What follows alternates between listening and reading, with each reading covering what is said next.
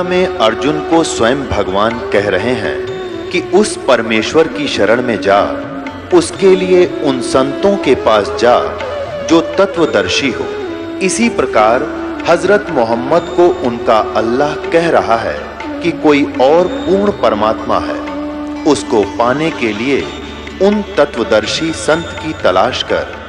वो प्रभु कौन है, ये जानने के लिए कृपया अवश्य सुनिए जगत गुरु तत्वदर्शी संत रामपाल जी महाराज के अमृत वचन। उसके बिना तुम्हारा काम बनेगा नहीं। अब मरता क्या नहीं करता, रथ जोड़ के पांचों पांडव छठे भगवान बैठ के चल पड़े। जब एक योजन दूर रह गए, रथ रोक दिया और नंगे पैरों रथ में जूते धर दिए। नंगे पैरों एक योजन तक उस संत की झोंपड़ी तक पहुंचे। उससे पहले परमात्मा ने, पूर्ण ब्रह्म ने, करुणा में रूप में आए प्रभु कबीर जी ने अपने भगत सुदर्शन जी को प्रेरित करके अंदर से प्रेरित किया कि चल कहीं घूम आते हैं, ये फिर आवेंगे, सिर में दर्द करेंगे, इनका काम हमारे गुरुदेव की भक्ति बिना बने को नहीं। यूं सोच करके निकल गया 10-15 दिन की यात्रा पर। उधर से अपने भक्त की इज्जत रखने के लिए पूर्ण परमात्मा कबीर जी स्वयं सुदर्शन सुपच का रूप बना करके उस झोपड़ी में विराजमान हो गए।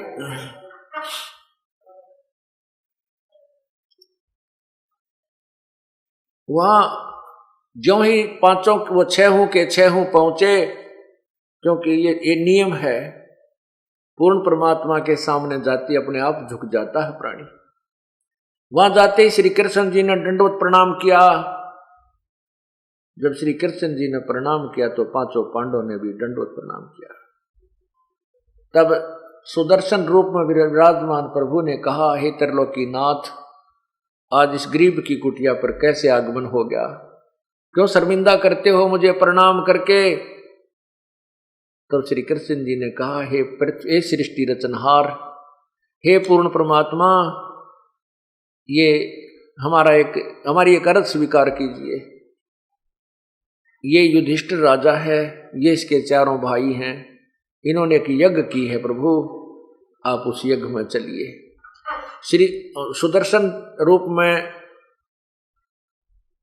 प्रभु ने कहा कि भाई मैंने इस पहलवान को अपनी शर्त बताई थी, वो शर्त आज भी मेरी पूरी कीजिए। अब श्री कृष्ण जी तो फिर भी 3 लोक के प्रभु हैं, जनसाधारण से परमात्मा है। परमात्मा का अर्थ होता है श्रेष्ठ आत्मा। उनमें विनम्रता, विदुता अन्य से अधिक थी। तो उन्होंने कहा कि प्रभु आपकी वाणी है, क्योंकि कबीर परमात्मा ने चारों युगों में अपनी वाणी का 100वें वेद का प्रचार किया था, जो आज आपके पास विद्यमान है। लेकिन उसमें ये अनाड़ी लोग नहीं माने, जो अपने आप को ऋषि महर्षि कहा करते थे। उनको ज्ञान तो था नहीं, संस्कृत भाषा जानते थे, तत्व ज्ञान से अपरिचित थे। वही ज्ञान जो आज को बता रहा हूं आपको, परमात्मा ने चारों युगों में बताया है। तो श्री कृष्ण उसी समय परमात्मा ने जो वाणी बोली हुई थी, यही उसी का उच्चारण श्री कृष्ण जी ने कहा कि आप ही की वाणी है प्रभु। संत मिलन को चालियो तज माया अभिमान, जो जो कदम आगे रखे सो सो यज्ञ समान। संत के, पूर्ण संत के तरफ जब चलते हो दर्शनार्थ, निराभिमान होकर के, एक कदम भी आपका यज्ञ के समान है। हे प्रभु, श्री कृष्ण जी ने कहा, प्रभु ये मैं भी राजा हूं और ये भी राजा है, आप अंतर्यामी हैं। आज देख लो हमारे अंतःकरण में कोई अभिमान नहीं है। अब इनमें अभिमान तो है ही नहीं, क्योंकि इनका तो ऐसा भयंकर कामड़ा खड़ा है कि सारे संसार में बेइज्जती होगी जब यज्ञ पूर्ण ना होया और पाप खड़े न्यू के न्यू। इनमें अब वर्तमान में अभिमान का लेस नहीं है। अब वो भीमसेन भी नु हाथ करें खड़ा, नो नीचे गर्दन करके हाथ जोड़े खड़ा है। और मुझे आप जानते ही हो, मेरे में अभिमान का नाम ही नहीं होता। तब प्रसन्न हो गए सुदर्शन जी जब श्री कृष्ण जी ने कहा कि हम 1 योजन से पैदल चल कर आए हैं, ए प्रभु 100 यज्ञ का फल आप रख लीजिए, शेष हमारी झोली में डाल दीजिए, हमारा भी कल्याण हो। इस बात से प्रसन्न होकर सुदर्शन रूप में बैठे विराजमान यानी श्री बैठे भगवान कबीर जी ने, पूर्ण परमेश्वर ने कहा कि भाई भीमसेन अखां जी, ये मेरी सुमरनी उतार के देना। माला टांग रखी थी खुट्टी पे कि सुमरनी उतार के देना जरा। अब भीमसेन जी चले वो माला उतारने के लिए, उन्होंने एक हाथ से ऐसे एक उंगली से उठानी चाहिए, वो नहीं उठी। हाथ से उठानी चाहिए, नहीं उठी। दोनों हाथों से ने पूरा हंगा ला लिया पहलवान ने, बाद माला ना उठी, माला नहीं उतरी खुट्टी से। तब परमात्मा ने कहा, अरे उस दिन तो डींग मारा था, तू पहली बार आया यहाँ पर, अब क्या हो गया पहलवान तेरे, तो मेरी सुमरनी को ना उतरती। अब शर्मिंदा होकर दूर खड़ा हो गया और परमात्मा ने ऐसे हाथ किया था, वो माला अपने आप, वो सुमरनी अपने आप खुट्टी से उतर कर उनके हाथ में आ गई। अब भीम बहुत शर्मिंदा हो गया और उसको विश्वास हो गया कि ये संत नहीं, ये तो भाई कोई और चीज से, बहुत ये तो परम भगवान है, ये विश्वास भी दिलाना था। तब उस सुदर्शन रूप में विराजमान प्रभु ने कहा कि तू पहली बार आया जब के डींग मारा था, क्या डींग मारता था कि मैं, जब सुदर्शन जी ने ये कहा था कि तुमने पाप किए हैं, युद्ध में जितने सैनिक मारे हैं वो तुम्हें दुखदाई हो रहे हैं, और तुमने घोर पाप किया है, विधवाएं कर दी बहन, अनाथ बच्चे रो रहे हैं। तो भीमसेन ने क्या कहा था कि युद्ध में विजय वैसे नहीं हुआ जाता महात्मा जी, एक का गदा मारूं था 6 मरे थे हैं, और युद्ध के वैसे जीता गया, अपनी ताकत से जीता है, इस तरह की बकवाद करे था। तब सुदर्शन जी ने कहा था, उससे पहले भीमसेन वहां एक तालाब में नहा के आया था, एक तालाब में स्नान करके आया था जब श्री सुदर्शन जी से मिला था। तो सुदर्शन जी ने कहा, यानी आप इसको चाहे सुदर्शन जी समझो, क्योंकि रूप सुदर्शन जी का था, तो हम सुदर्शन जी ही ज्यादा कहेंगे, आप संकेत समझ गए होंगे कि अब क्या लीला हो रही है। तो सुदर्शन जी ने कहा था, बताया कि पहलवान जिस तालाब में तू उस दिन स्नान करके आया था, वो बताऊं क्या है, वो कुंभकर्ण की खोपड़ी है, कुंभकर्ण की खोपड़ी है ये, जिसमें ये इतना पानी है, तेरे पैर बिना टिके थे। यानी कुंभकर्ण की खोपड़ी, यानी सिर का ये ऊपर का ऐसा कटोरा सा होता है, ये ऊपर तो इतना निकल जाता अलग, तो जो एक कटोरा सा होता है इसको खोपड़ी बोलते हैं, खप्पर। और वो भी विक्षण कहते हैं, ये भी विक्षण का न, उसका क्या कुंभकर्ण का, ये कुंभकर्ण की खोपड़ी है, जिसमें तेरे पांव भी ना टेके थे, तेरे जैसे बलि तो तेरा कितने को गजालिए। अब जिस आदमी के सिर की खोपड़ी में और भीम के भी पैर ना टिके, भीम तो इतना बलवान बताते हैं, हाथी को पकड़ कर आकाश में हवाई जहाज की तरफ फेंक दिया करता था, तो फिर कुंभकर्ण और कितने बलवान होंगे, ये और विचार करने की बात है। ऐसा ही है, आज चाहे हमें ना ये बात स्वीकार्य हो, लेकिन सत्य है।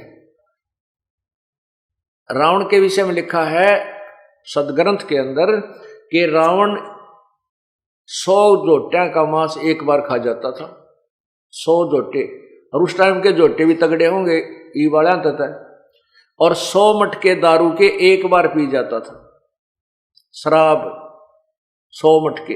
अब ये जच्चा को ना, क्यों नहीं जच्चा, क्योंकि हम हमारा तो ब्योतना, और हमने 1000-2000 वर्ष तक का इतिहास ज्ञान है, उसमें कभी सुना नहीं ऐसा कुछ हुआ होगा। ये सत्य है, इस सत्य को कैसे स्वीकार्य करना है अपने को, इस मन को जचाना है, ये बात फिर यूं मान जाता है। अब हम जब छोटे छोटे थे तो उस समय वो वृद्ध हो रहे थे, बूढ़े आदमी, हमारे दादाजी पिताजी यूं बताया करते थे कि भाई यू बुढ़ा बैठा ना, यो 5.5 मन वजन, 5 मन यानी 2 क्विंटल वजन को, और ऐसे तसड़े में रख के मिट्टी, जैसे छत पर कच्ची मिट्टी डाला करते थे, बड़ी बड़ी पौड़ी बनाया करते, लंबे लंबे दरवाजे व महल बनाते थे, तो कच्ची मिट्टी डाला करते थे। तो उस छत के ऊपर सीढ़ी लगा के, पेड़ काड़ा नहीं, जीना अलग चीज होती है, लेकिन सीढ़ी के ऊपर चढ़ना बहुत कठिन होता है। सीढ़ी, वो सीढ़ी को ऐसे लगाते हैं, उस पर 5 मन वजन यानी 2 क्विंटल वजन को सिर पे रखवा देते थे 2 जने उठा के, और वो चढ़ के ऊपर और छत पे डाल आता था। फिर उसका आहार बताते हैं कि 1.25 किलो घी ने एक बार खा जाता था। 1.25 किलो घी का हलवा, 1.25 किलो घी तो पी जाता था, और फिर और रोटी रहेगी, न्यारी सब्जी रहेगी अलग से, वो कितनी खाया करता। अब कोई नो के 1.25 किलो घी आदमी पी जाया करता, और 50 साल में 1 ग्राम घी खानिया नहीं रहेगा, ऐसा स्थिति आ जाएगी। करीब 10 ग्राम घी खा ले तो सारा दिन एसिडिटी बनी रहती है। तो हमारे भी अब आदत चेक होना कि 1 किलो घी आदमी पी कर नो का नो रह जाता था, और 5 मन वजन को उठाकर ऐसे इंसान ऊपर चढ़ जाता था। ये नहीं जचे, क्योंकि आज कोई 2 मन वजन को भी मुश्किल से उठाकर ऊपर चढ़ सकेगा, और आने वाले 100 साल के बाद तो छोटे छोटे पतले पतले आदमी हो जाएंगे। उनके बारे में कोई कहे कि ऐसा हो गया था, तो वो बात जचे नहीं। लेकिन अब इसी प्रकार त्रेता युग और द्वापर युग का हिसाब लाकर देखेंगे वर्तमान में, तो बहुत अपने आप समझ में आ जाएगी। तो इस प्रकार त्रेता युग में, फिर द्वापर युग के लास्ट में बहुत अंतर हो जाता है। शरीरों की व्यवस्था कमजोर होती चली जाती है, लेकिन पहले वाले बलवान होते थे। तो जब उसको पता चला भीम को कि सचमुच ये कुंभकर्ण की ये खोपड़िए थी, तो वो कितना बलवान होगा, तेरी कोई औकात नहीं। उसके बाद वो और नॉर्मल हो गया। अभिमान, उसको जो काया का अभिमान था, जो शरीर के बल का अभिमान था, वो भी नष्ट हो गया। 5 पांडवों और 6 श्री कृष्ण भगवान और 7 में पूर्ण परमात्मा रथ में बैठ करके उस यज्ञ मंडप में आए। वहां पर 88,000 ऋषि, 33 करोड़ देवता, 12 करोड़ ब्राह्मण जो वेदों के को कंठस्थ याद किए हुए थे, वेदों के मंत्रों से ही बोली बोलते थे, आवाज लगाते थे, और 56 करोड़ यादव, 9 नाथ 84 सिद्ध वहां पर विराजमान थे। जब देखा कि एक व्यक्ति आया है, एक शूद्र सा, एक गरीब व्यक्ति, गांव में जैसे शूद्र रूप में वाल्मीकि के घर जिसका जन्म हो, उसकी वेशभूषा कैसी होती है, अंडरस्टूड है। छोटे छोटे बाल, छोटी छोटी दाढ़ी बढ़ी हुई, शीश के बाल उलझ पुलझ छोटे छोटे, और घुटनों तक की धोती बांध रखी, पैरों में टूटे से जूते, धूल भरा सा मैले से कपड़े। और वो संत जब मंडप में प्रवेश करके अंदर जाने लगा, तो सभी महापुरुष जो बैठे थे, ऋषि महर्षि देवता, वो अंदर अंदर सोच रहे हैं कि ये कौन आ गया, क्या इससे शंख बजेगा? अरे इनके पाप बहुत हैं, युद्ध में इन्होंने बहुत विनाश किया है, इनका शंख नहीं बजेगा, इनकी यज्ञ संपूर्ण नहीं हो सकती, ये कुछ भी कर ले, ऐसे विचार कर रहे थे। अब श्री कृष्ण जी ने द्रौपदी से कहा कि बहन, अब सुंदर आहार बना, स्वादिष्ट आहार बना, और इस महात्मा के भोजन खाने से तुम्हारी यज्ञ संपूर्ण होगी।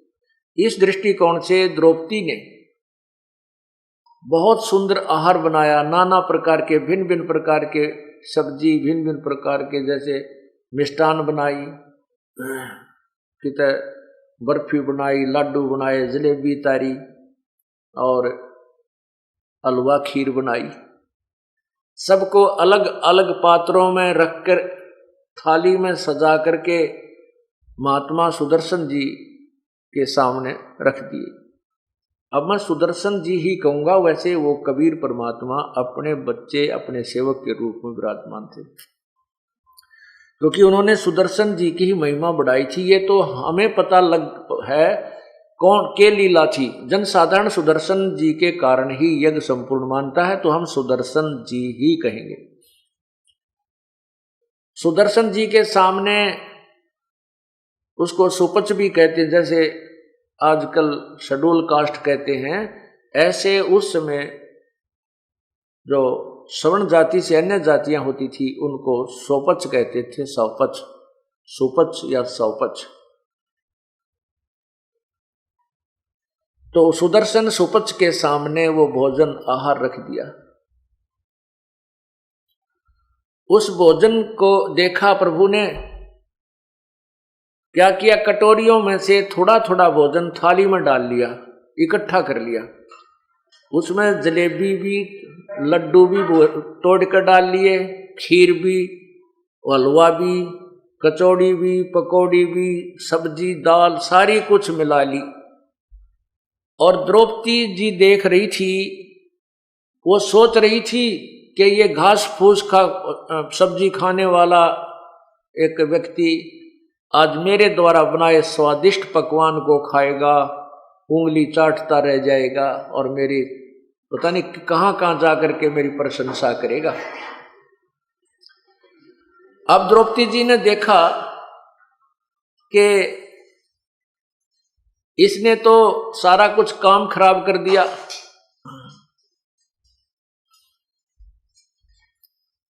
इसने तो सारा काम खराब कर दिया और ये सभी पकवान को इकट्ठा कर लिया।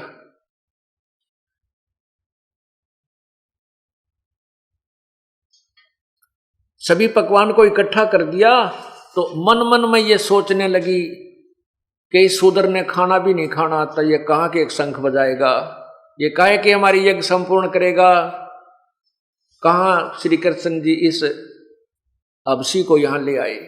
इतना दुख मानेगी मन ही मन में। परमात्मा अंतर्यामी थे, वो जान के द्रौपदी के मन के खोट को। उन्होंने अपनी शक्ति का प्रदर्शन भी करना था और काम भी अभी अधूरा रखना था, क्योंकि द्रौपदी के मन में खोट था, उसमें अभिमान था अपने धन और पकवान का। अब द्रौपदी को भी सीधा करना था, क्योंकि जब तक अभिमान है परमात्मा निकट नहीं आ सकता प्राणी के। ये सबसे बड़ा मैल है इस जीव को। भगवान और परमात्मा और परमात्मा के बीच में अभिमान सबसे भयंकर दाग है। उस द्रौपदी के उस दाग को नष्ट करने के लिए प्रभु ने वो शंख नहीं पूरा बजने दिया। क्या किया सुदर्शन जी ने, वो जो सारा मिक्स कर लिया था, सभी पकवान खिचड़ी सी बना ली थी, एक ग्रास खाया। एक ग्रास खाया तो एक बार शंख ने आवाज की, दूसरा ग्रास खाया दूसरी बार आवाज की, ऐसे 5 बार में सुदर्शन जी ने वो सारा जो डाला था थाली में आहार वो खा लिया। 5 ही बार शंख बज के शांत हो गया। युधिष्ठिर जी प्रसन्न हुए। युधिष्ठिर जी ने कहा श्री कृष्ण जी के पास आकर, हे प्रभु आपकी दया से काम बन गया, शंख बज गया, हमारी यज्ञ पूर्ण हो गई, हम धन्य हो गए, धन्य हो आप, धन्यवाद आपका, एक ऐसे महापुरुष को आप ढूंढ लाए, हमारा काम बन गया। श्री कृष्ण जी ने कहा नहीं युधिष्ठिर, अभी यज्ञ पूर्ण नहीं हुआ। ये शंख तो कंटिन्यूस बजना चाहिए था, ये अखंड बजना चाहिए था, ये क्या बात है, ये तो 5 बार बजकर बंद हो गया। तब युधिष्ठिर जी ने कहा प्रभु अब कौन रहा जिसको बुला कर लाएंगे। श्री कृष्ण जी ने कहा ये जो तुमने के बाल में एक सा दिखा है, इसके एक बाल के समान भी 3 लोक नहीं है, ऐसी परम सिद्धि युक्त ये महापुरुष है, इससे आगे कोई स्थान नहीं है, कोई महापुरुष नहीं है। लेकिन ये शंख ना बजा, इसके अंदर कोई दोष है, वो अपने घर में है, वो मैं ढूंढता हूं किस व्यक्ति के अंदर दोष आया है। श्री कृष्ण जी भी 3 लोक के, जब ये महापुरुष खाना खा रहा था तेरे मन में क्या विकार आया है और जिसके कारण ये शंख अभी बजा नहीं। द्रौपदी जी ने कहा, हे भगवान, मेरे जो मन में विकार आया है मैं बताती हूं। मैंने 2 घंटे तक धूमे में आंख फड़वाई, अपने हाथों रसोई बनाई, भोजन बनाया, और मैं सोच रही थी कि मेरे आहार को खा के ये महात्मा जी इतना प्रसन्न होगा, उंगली चाटता रह जाएगा। और जब मैंने देखा कि इसने तो सारा ही काम बिगाड़ दिया, सबको इकट्ठा इसने कर लिया, खिचड़ी बना दी, तो मेरे माथे में सिलवट गिर गई और मैंने भला बुरा मन मन में बहुत गना कह दिया। तब श्री कृष्ण जी ने कहा, द्रौपदी, एक पाप और इकट्ठा कर लिया, ये भयंकर पाप और इकट्ठा कर लिया, संत के साथ बदतमीजी करने का, संत के प्रति दोष मन में लाने का, यो भी पाप है। ऐसे कर इस महापुरुष के धूल भरे चरण धो करके पी ले, जब तुम्हारा शंख बजेगा तेरा भी अपराध हृदय का नष्ट होगा। अब मरता क्या नहीं करता। कहते हैं उसी समय द्रौपदी एक थाली लाई, एक लोटा लाई, उस एक तसला लाई और एक पानी का बरका पात्र लाई। अपने हाथों से द्रौपदी और श्री कृष्ण जी ने सुदर्शन जी के पैर धोए, वो चरणामृत पर वापस लोटे में डाला, और द्रौपदी ने जब पीना प्रारंभ किया तो श्री कृष्ण जी ने कहा कि बहन, आधा चरणामृत मुझे भी दे दे। ऐसे महापुरुष का चरणामृत बड़े भाग्य से प्राप्त होता है। आधा द्रौपदी ने पिया, आधा श्री कृष्ण जी ने वो चरणामृत सुदर्शन जी वाल्मीकि का पिया। उसके बाद वो शंख ने इतनी जबरदस्त आवाज की, कहते हैं स्वर्ग तक उसकी आवाज मीठी मीठी मीठी मीठी धीमी धीमी पूरी पृथ्वी पर आवाज उस शंख की गई। और उसी समय सभी वृक्ष, चाहे वो पहाड़ों पर भी क्यों नहीं थे, सभी में फूल खिल गए, फलदार वृक्ष फलों से लदपद हो गए और एक अलग सा वातावरण पृथ्वी पर बन गया। बोलो सतगुरुदेव की जय। अब आपको सदग्रंथ के अंदर से कुछ वाणी सुनाना चाहूंगा, जो इस यज्ञ के विषय में लिखी हुई। 5 पांडव संग हैं, छठे कृष्ण मुरारी, चलिए हमरी यज्ञ में हे समर्थ सिरजनहारे। श्री कृष्ण जी ने और 5 पांडवों ने जाकर के सुदर्शन रूप में विराजमान पूर्ण परमात्मा से कहा कि चलिए हमरी यज्ञ में हे समर्थ सिरजनहार, हे सारी सृष्टि के रचने वाले, हे समर्थ प्रभु, एक बार हमारी यज्ञ में चलिए। पांडव यज्ञ अश्वमेघ में सतगुरु किया पियान, 5 पांडव संग चले और छठे भगवान, श्री कृष्ण भगवान और साथ में पूर्ण परमात्मा। 5 पांडव यज्ञ अश्वमेघ में वाल्मीकि देह, शंख पचायन बाजिया राख्या नहीं संदेह। उस पांडवों की अश्वमेघ यज्ञ के अंदर परमात्मा ने वाल्मीकि सुदर्शन का रूप धारण करके वहां पहुंचे। सुपच रूप धर आइया सतगुरु पुरुष कबीर, 3 लोक की मेदनी वहां सुर नर मुनि जन भीड़। 3 लोक की फौज बैठी थी, पूरी जनता, तीनों देवता, 88,000 ऋषि और 33 करोड़ देवता, 9 नाथ 84 शब्द, कहते हुआ पूरी सेना बैठी थी, पूरी भीड़ लग रही थी। वहां पर सुपच रूप धर के वो परमात्मा पूर्ण ब्रह्म कबीर जी आ गए। सुपच रूप धर आइया सब दे सतगुरु पुरुष कबीर, 3 लोक की मेदनी सुर नर मुनि जन भीड़।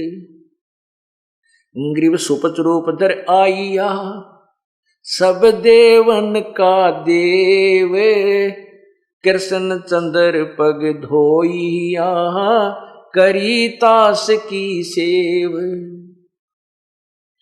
गृह पांचों पांडव यज्ञ अश्वमेघ में आए नजर निहाल, जमराजा की बंद में खल हल पड़ा कमाल। सुपच रूप को देख कर, सुपच रूप को देखकर, सुदर से रूप को देखकर भगवान के को द्रौपदी मानी संके, जान गए जगदीश गुरु हो बाजत नाही शंख। सुपच रूप को देखकर द्रौपदी के मन में खोट आ गया। द्रौपदी मानी शंख और जान गए वो जगत गुरु बाजा कोनी शंख, इसलिए शंख बजाया कोन्या। 56 भोग संयोग कर कीने पंचगिरा से, द्रौपदी के दिल दुई है नहीं था दृढ़ विश्वास। पांचों यज्ञ सारा यानी 56 भोग जो 56 प्रकार के आइटम बना रखे थे सब इकट्ठे करके संयोग कर लिया। 56 भोग संयोग कर कीने 5 गिरा से, द्रौपदी के दिल दुई है नहीं दृढ़ विश्वास। पांचों पांडव यज्ञ करी कल्प वृक्ष की छाही, द्रौपदी के दिल बंक है भाई कण कण बाजा नाही। पांचों पांडव यज्ञ करी कल्प वृक्ष की छाही, द्रौपदी के दिल बंक है नो कण कण बाजा ना, यानी अखंड नहीं बाजा, इसलिए शंख अखंड नहीं बजा के द्रौपदी के दिल में मन में खोट था। उस खोट को निकालने के लिए ये परमात्मा ने फिर एक लीला न्यारी की। सुर नर मुनि जन यज्ञ में त्रिलोकी के भूपे, सुपच यज्ञ में आई या नित बेचत है सूपे। अब उस पांडवों के यज्ञ में सुर देवता, नर यानी जो भक्ति करने वाले भक्तजन, और मुनिजन ये ऋषिया थी यज्ञ में, और त्रिलोकी के भूप 3 लोक के राजा ब्रह्मा विष्णु महेश भी गुप्त रूप धारण किए वहीं बैठे थे। और उस परमात्मा ने सुदर्शन रूप में 56 भोग न भोगिया किन्ने पंचगिरा से, खड़ी द्रौपदी उन्मनी व घाल रही थी सांस मारे थी द्रौपदी। जब परमात्मा ने वो 5 सारे भोजन को इकट्ठा करके खाना शुरू किया तो द्रौपदी उन्मनी सी खड़ी होकर मन मन में खोटी सोच रही थी। बोले कृष्ण महाबली क्यों बाजा नहीं शंख, जान गए जगदीश गुरु ये काटत है मन बंग के। अब कृष्ण जी ने देखा भी शंख क्यों नहीं बजा, फिर वो जान गए कि द्रौपदी के मन के बल को सीधा कर रहे हैं, द्रौपदी के खोट है, इसने सीधा करना चाहते हैं, इसको विनम्र करना चाहते हैं। इसलिए ये जगत गुरु, ये जगदीश गुरु यानी पूर्ण परमात्मा ने शंख इसलिए नहीं बजाया। बोले कृष्ण महाबली क्यों बाजा नहीं शंख, जान राय जगदीश गुरु ये काटत है मन बंक। श्री कृष्ण जी ने कहा द्रौपदी दिल को साफ कर चरण कमल लो लाए, वाल्मीक के बाल सम ये त्रिलोकी नहीं पाए। तो इसको क्या एक वाल्मीक एक भंगी सा जान रही है, शूद्र समझ रही है। इस वाल्मीक के अंदर भक्ति की शक्ति इतनी है कि इसके एक बाल के बराबर भी ये 3 लोक नहीं है। पुण्यात्मा यही कबीर परमेश्वर जी हमें बताते हैं, कहता हूं कई जाते हूं सुनता है सबको, सुमन से भला होएगा नात्र भला ना होए। फिर कहते हैं कहता हूं कई जाते हूं कहूं बजा कर ढोल, श्वास जो खाली जाते हैं ये 3 लोक का मोल। इसी का प्रमाण गरीबदास जी को जो कबीर परमेश्वर ने तत्व ज्ञान बताया, वो गरीबदास जी भी यही कह रहे हैं कि कबीर जी ने मुझे बताया। सत्य नाम पालड़े रंग होरी हो, 14 लोक चढ़ावे राम रंग होरी हो। तीन लोक पासंग धरे रंग होरी हो, तो ना तुलय तुलाया राम रंग होरी हो। ये सतनाम जो 2 अक्षर का है, जो श्वास उस श्वास से जाप किया जाता है, इसका एक श्वास का जाप तराजू के बैलेंस के एक पलड़े में रख दे, तुला के एक पलड़े में तो एक श्वास उस श्वास सतनाम की कीमत रख दे, और ये सारे 14 लोक और 3 लोक, ये स्वर्ग लोक, पाताल लोक, पृथ्वी लोक, ये उसकी पास्यंग रख दे। पास्यंग क्या होती थी? पहले वो हाथ की तराजू हुआ करती थी, एक लकड़ी का 2 पलड़े बांध दिया करते थे, और ऊपर एक बीच में सेंटर में उसका पकड़ने का एक रस्सी बांध लिया करते थे। उसमें फिर भी कोई अनबैलेंस हो जाता था, उसमें गड़बड़ी रह जाती थी, उसको पास्यंग कहा करते थे। उस पास्यंग को अर्थात उस बैलेंस को ठीक करने के लिए, तुला के पलड़ों को एकसार बनाने के लिए कुछ आइटम, उसी जो कुछ अलग से वस्तु रखी जाती थी, वो किसी तोलन तालन के काम में, मतलब वो सौदे में नहीं होती थी। तो कहते हैं 3 लोग तो पासिंग बना ले और 14 लोग एक तरफ धर दे, और परमात्मा का एक श्वास का नाम, श्वास उस श्वास की जो सतनाम के जाप की कीमत। कहते हैं तो ना तुलय तुलाया राम रंग होरी हो, तो भी उस श्वास के सतनाम के एक स्मरण की कीमत अधिक है। तो यहां वही कह रहे हैं, द्रौपदी दिल को साफ कर चरण कमल लो लाए, वाल्मीकि के बाल सम तरलोकी नहीं पाए। यानी इतनी शक्ति है इनके अंदर, ये 3 लोक भी इसके समान नहीं है।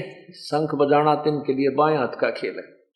चरण कमल को धोए कर ले द्रौपदी प्रसाद, अंतर सीना साफ हुए तेरे जड़े सकल अपराध। करी कृष्ण भगवान को चरणामृत सो प्रीत, शंख पचायन जब जब लिया द्रौपदी सीत। ये जो द्रौपदी और कृष्ण जी ने या जब वो शंख बजा, अब उस अश्वमेघ यज्ञ में कौन कौन आए थे? 12 कोट पंडित जहां, ब्रह्मा विष्णु महेश, चरण लिए जगदीश को जिसको रटता शेष। वाल्मीकि के बाल सम नाही तीनों लोक, सुर नर मुनि जन कृष्ण सुधा पांडव पाई पोख। वाल्मीकि के बाल सम नाही तीनों लोक, सुर नर मुनिजन कृष्ण सुध पांडव पाई पोख। अब इस आधी पंक्ति जो भगवान की वाणी की, इस वाणी का जो है इसकी आपको व्याख्या करता हूं, आप हैरान रह जाओगे। ये इतनी जबरदस्त वाणी है, इतनी गूढ़ वाणी है परमात्मा की।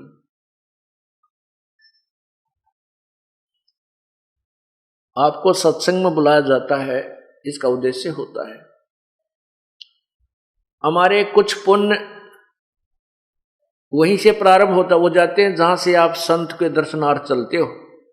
जैसे अभी आपने सुना कि संत मिलन को चालिए तजमाया अभिमान, और जो जो कदम आगे रखे वो एक एक समान। एक तो पुण्य वहां से शुरू हो गया, वहां से यहां तक आने के जितने कदम रखे ये यज्ञ बने। फिर यहाँ 5 यज्ञ चल रही हैं। एक यज्ञ धर्म की जो भंडारा फरी चल रहा है, और फिर एक यज्ञ दूसरी यज्ञ हवन की, यहाँ पर देसी घी की जोत कई सैकड़ों जग रही हैं, जो लगभग क्विंटल से भी अधिक घी का हवन हो जाएगा। और एक यज्ञ है धर्म की, दूसरी यज्ञ ध्यान। यहाँ पर आकर के और परमात्मा याद आता है। परमात्मा की चर्चा जब तक चलती है आपको ईश्वर की याद बनी रहती है। एक ये भी यज्ञ बन गई, यानी पुण्य बना। और तीसरी यज्ञ हवन की, चौथी यज्ञ प्रणाम। यहाँ आकर के सवता हमें प्रणाम करना पड़ता है। प्रणाम करने से भी हमारा एक पुण्य बनता है। और फिर ये ज्ञान यज्ञ 5वीं, और फिर संत के दर्शन से भी आपको पुण्य मिलते हैं। संत दर्श को चालिए दिन में कोई बार, आसौज के मेह जो ये बहुत करें उपकार है।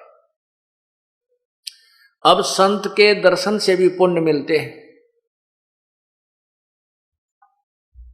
इसी प्रकार यहाँ क्या बताया है कि जब भगवान वहां पर आए, जहां पर सुरनर मुनिजन और कृष्ण जी और द्रौपदी पांडव सभी बैठे थे, उनको भी उस परमात्मा, सभी ने कुछ न कुछ उस भगवान से लाभ मिला।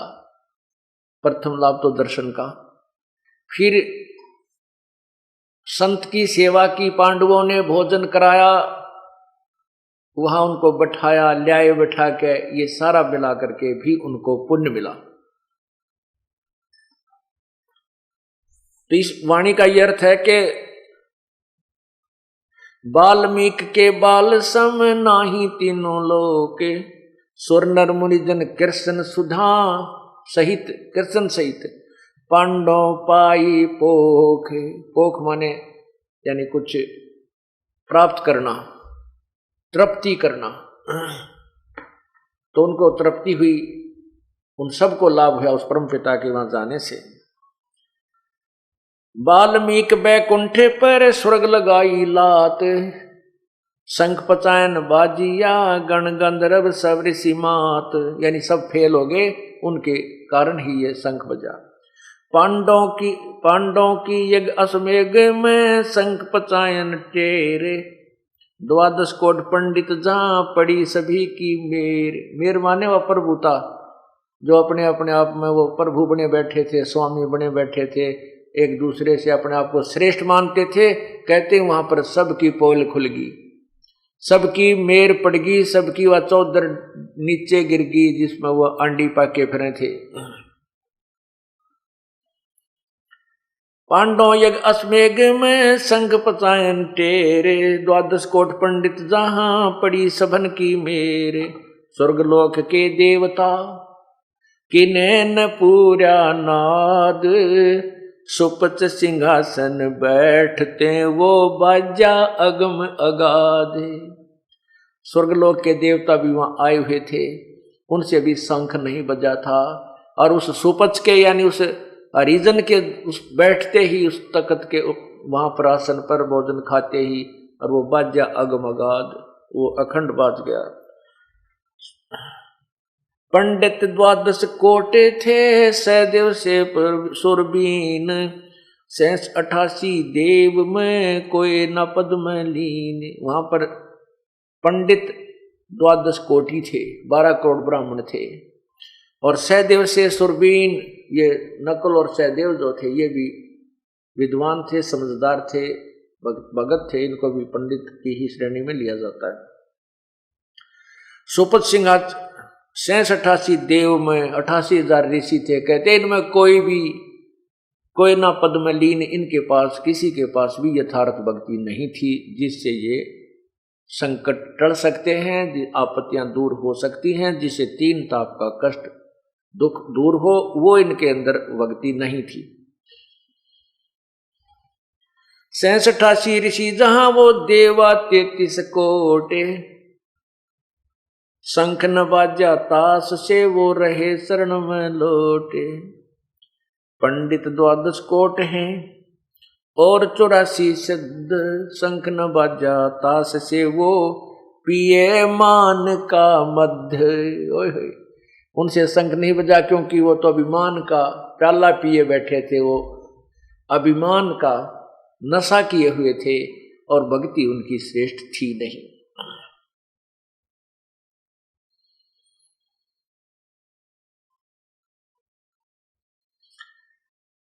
बाजा शंख बजा स्वर्ग सुना, 14 भवन उचारे, 33 तत नाल किन्हें न पाया पार। जो 33 करोड़ देवता बने हुए हैं, वो देवता क्या है, ये एक पोस्ट है।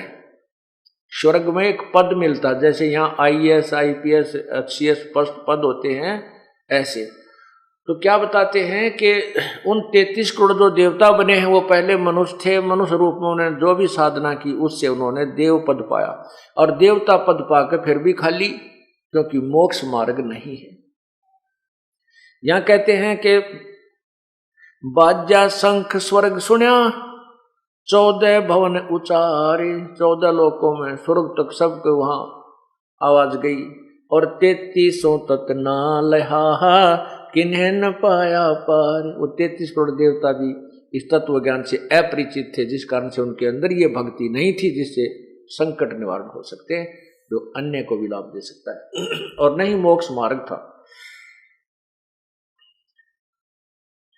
बाजा शंख सुभान गति कण कण भई आवाज, स्वर्गलोक बाणी सोनी तरलोकी में गाज। गरीब शरण कबीर की जो गहे टूटे जम की बंदे, बंदी छोड़ अनादे हैं सतगुरु कृपा सिंधु। के जो पूर्ण परमात्मा कबीर परमात्मा की शरण में आ गए हैं उनके तो काल के बंधन टूट जाएंगे, और ये बंदी छोड़ भगवान अनादि हैं, ये सतगुरु कृपा सिंध, ये सतगुरु रूप में आते हैं, ये कृपा के सिंधु हैं, कृपा के सागर हैं, हमें आकर के फिर मार्ग बतलाते हैं। ब्रह्म प्राण परम पद सुपज रूप धर आए, वाल्मीकि का रूप धर करी कबीर सहाय। ये बृंदावने साजहि जुगन जुगन जगदीश, 33 कोट छुटाई यहाँ जद तोड़े भुज बीस। फिर बताया है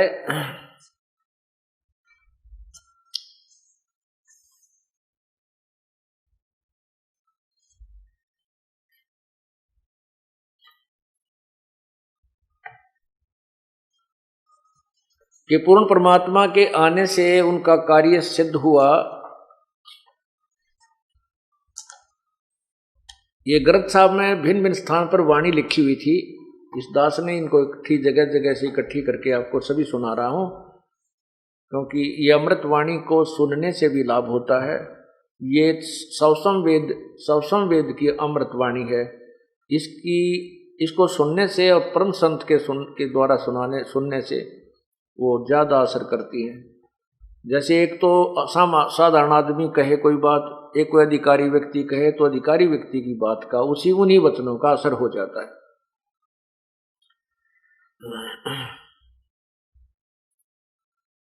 यज्ञ रची जद पांडो राजा, नौ नाथों ने नादू बाजा। नौ नाथ भी आए हुए थे। यज्ञ रची जब पांडो राजा, नौ नाथों ने नादू बाजा। 84 सिद्ध रिधि सब मोहे, पूर्ण ब्रह्म ध्यान नहीं जोहे। 84 सिद्ध रिधि सब जो है, इन्होंने केवल रिधियां सिद्धियां प्राप्त कर ली, पूर्ण परमात्मा की भक्ति का ज्ञान नहीं हुआ, उस प्रभु का ध्यान, उस प्रभु की भक्ति नहीं की। कोट 33 यज्ञ के माही, सुर नर मुनि जन गिनती नाही। 56 कोट जहां थे यादो, जिनसे नाही बाजा नादो। वहां पर 56 करोड़ यादव भी थे, 33 करोड़ देवता भी थे, सुर नर मुनि जन और गिनती नहीं कितने इंसान थे, उन सब से भी शंख नहीं बजा। सुदर्शन की भक्ति की शक्ति से वो शंख बजा। 56 करोड़ जहां थे यादो, जिनसे नाही बाजा नादो। अरबों वक्ता वेद उचारी, ना भई यज्ञ संपूर्ण सारी। कितने वेदों के गोटे हुए बैठे थे, उनसे भी वो यज्ञ संपूर्ण नहीं हुआ। 6 दर्शन की गिनती नाही, अनाथ जीव जी में बहु माही। सुर नर मुनि जन तपासी नासी, दंडी वृक्त बहुत उदासी। काम धेनु कल वृक्षी लाए, 3 लोक के सुर नर आए। 5 पांडव कृष्ण शरीरा, जिनसे यज्ञ भई ना थीरा। 5 पांडव और कृष्ण जी भी वहीं विराजमान थे, उनसे भी वो यज्ञ पूर्ण नहीं हुई। एक वाल्मीकि नीचे कुल साधु, जिन शंख पतायन पूरे नादू। और गिनो माया के पूता, ब्रह्म योगनी सब ही दूता।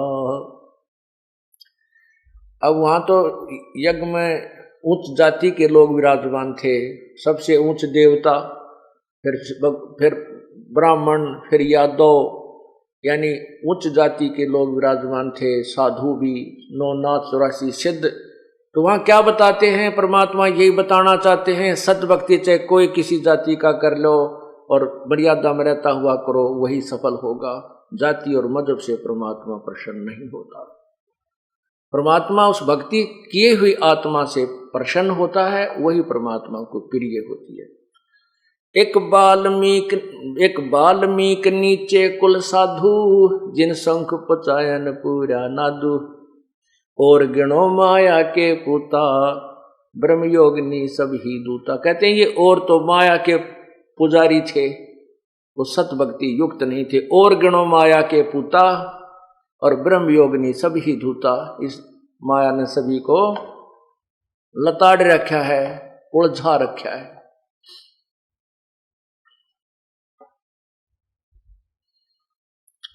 तेतीस कोट यज्ञ में आए 88 सारे, 12 कोट वेद के वक्ता, वहां 105 का शंख बजारे।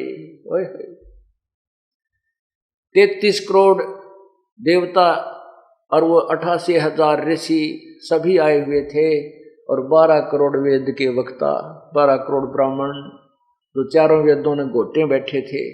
कहते उनसे भी शंख नहीं बजा, वहां पर 105 का शंख बजा रे। वो सत भक्ति युक्त महात्मा से ही शंख बजा। अब इसी कथा को आगे बढ़ाते हैं।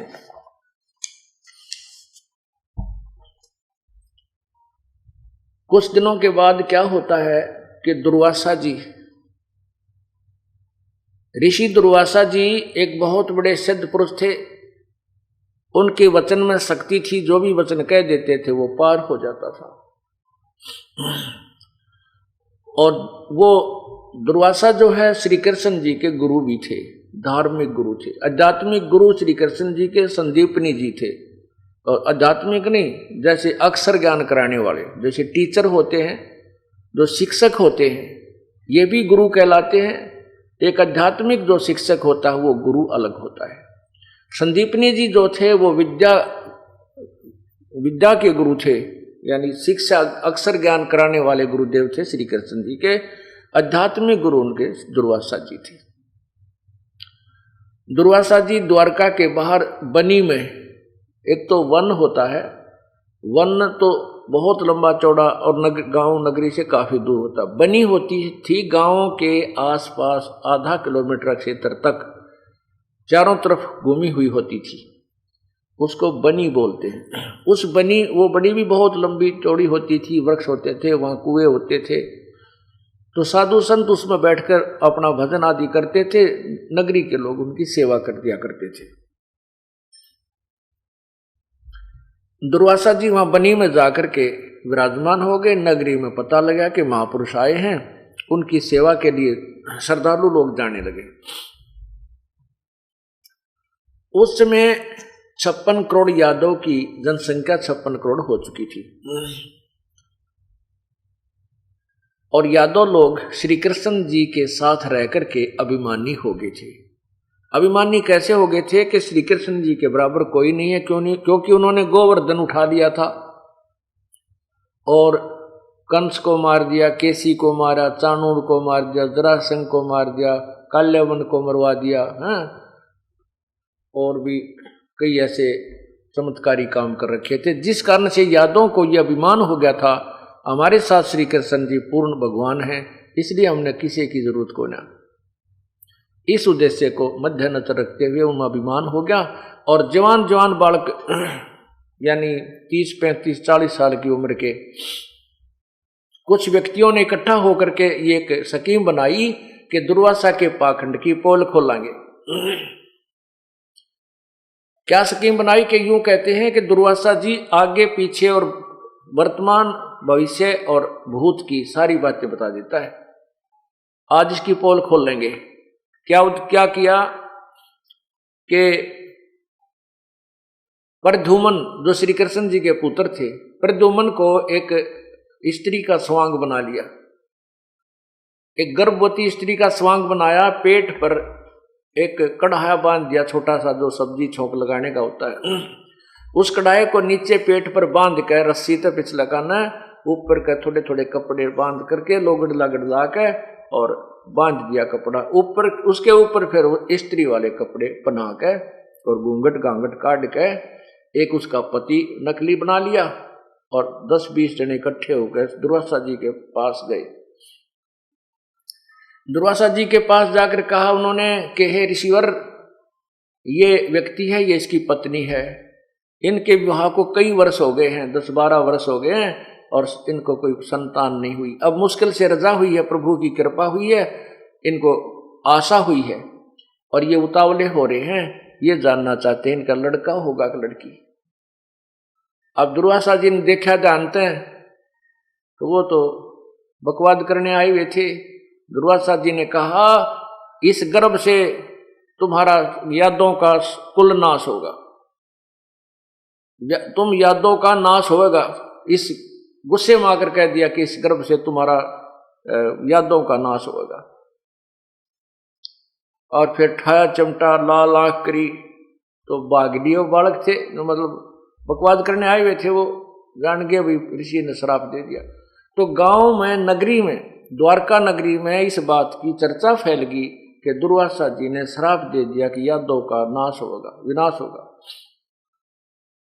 बुद्धिमान लोग थे, समझदार व्यक्ति थे, उनको तो बहुत ज्यादा दुख हुआ कि बच्चों ने बहुत गलती कर दी, संतों के साथ छेड़छाड़ करनी अच्छी नहीं होती और बात बिगड़ेगी।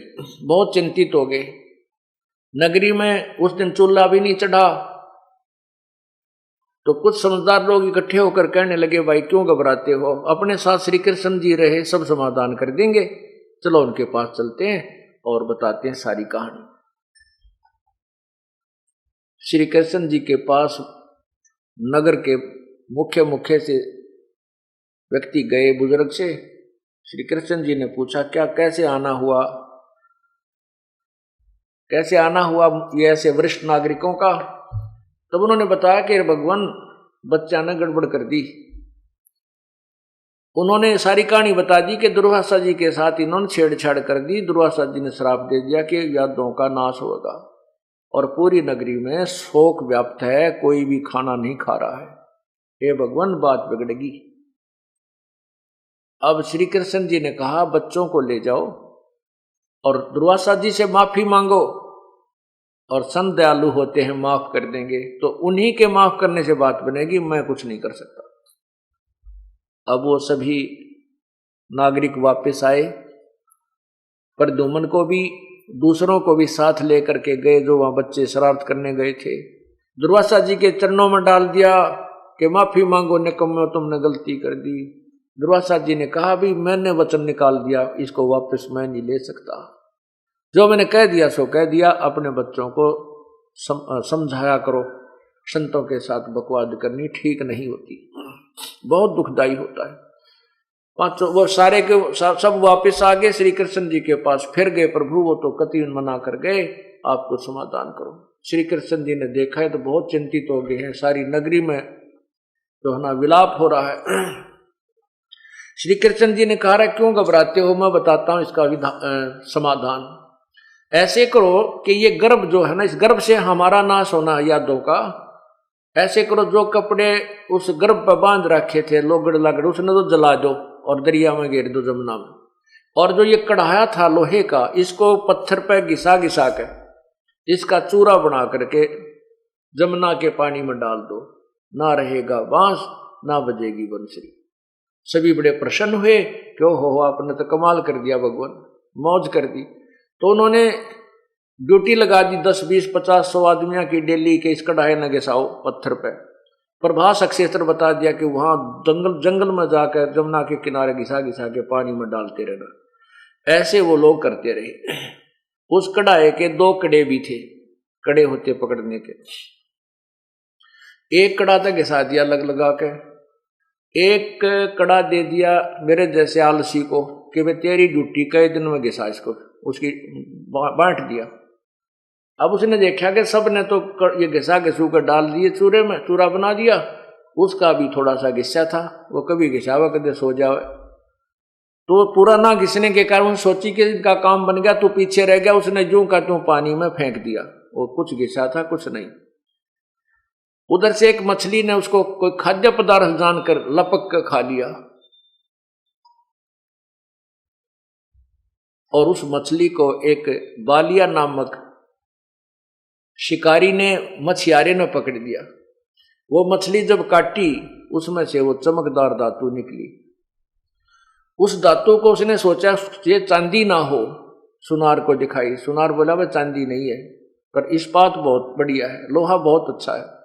लोहार के पास गया, लोहार से कहा कि इस इस्पात का, इस लोहे का मेरा तीर बना दे, मेरे तीर का एरो बना दे, बाण का, और विषाक्त करके जहर में बुझा के उसने वो विषाक्त करवा के उस कढ़ाई के उस कड़े का वो तीर बनवा लिया, एरो बनवा लिया और धर लिया घर पे।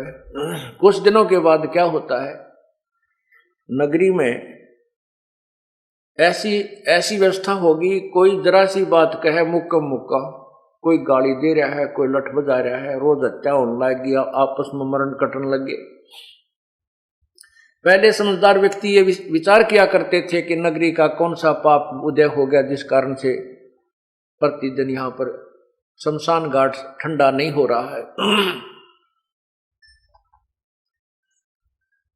सभी ने मिलकर के भगवान श्री कृष्ण जी से प्रार्थना की, प्रभु नगरी का ऐसा कौन सा पाप उदय हो गया कि कोई किसी ने किसी का बोल ही अच्छा नहीं लग रहा, ना बड़े छोटे की कदर है, हाहाकार मच गई है, आपस में लड़ाई झगड़े बढ़ गए हैं। श्री कृष्ण जी ने कहा कि भाई जो दुर्वासा जी ने श्राप दिया था, जो दुर्वासा जी ने श्राप दिया था, वो श्राप तुम्हें दुखदाई हो रहा, वो प्रफुल्लित हो रहा है। अब सारे ग्रामीण नागरिक कहने लगे भगवान फिर क्या करें। श्री कृष्ण जी ने कहा इसका समाधान है कि सभी यादव नर यानी मेल, चाहे नवजात शिशु भी क्यों ना हो, सभी जाकर के और उस जमुना में स्नान कर लो। वहां जाना प्रभास क्षेत्र में, प्रभास क्षेत्र में पहले ही जो वो चूरा डाला था कढ़ाई का घिसाकर, उसकी एक घास उगेगी, उस घास के इतने तीखे पत्ते थे जैसे तलवार होया करे। श्री कृष्ण जी ने कहा कि वह प्रभास क्षेत्र में जाकर के स्नान करो, और स्नान करने से तुम्हारा यो पाप दुर्वासा का छाप नष्ट हो जाएगा। अब वही सभी नागरिकों ने श्री कृष्ण जी की बात पर विश्वास किया। अपने छोटे छोटे बच्चों को, आज ही पैदा हुआ था उसको भी लेकर चले गए, कहीं मेरे बेटे पर साप ना रह जाए, श्राप ना रह जाए। अब वहां क्या करें, पहले तो स्नान करें जाते ही, और स्नान करके बाहर आते ही वही फिर आपस में मुक्का क्यों पुरानी रंजिश चल रही थी, झगड़ा बढ़ रहा था, लड़ने लग जाएं। लड़ते लड़ते उस घास को उखाड़ें और एक दूसरे को मारें, वो गर्दन में लगे और ऐसे लपेटा आवे, झटका दे दें। वो तलवार का काम कर दिया उस कढ़ाई के चूरे के घास को। घास ने एक तलवार का काम किया, हथियार बन गए, और 56 करोड़ यादव कट के मर गए। श्राप तो कटा नहीं, यादव कट गए सारे। उसके बाद श्री कृष्ण जी नगरी को त्याग करके एक जंगल में चले गए।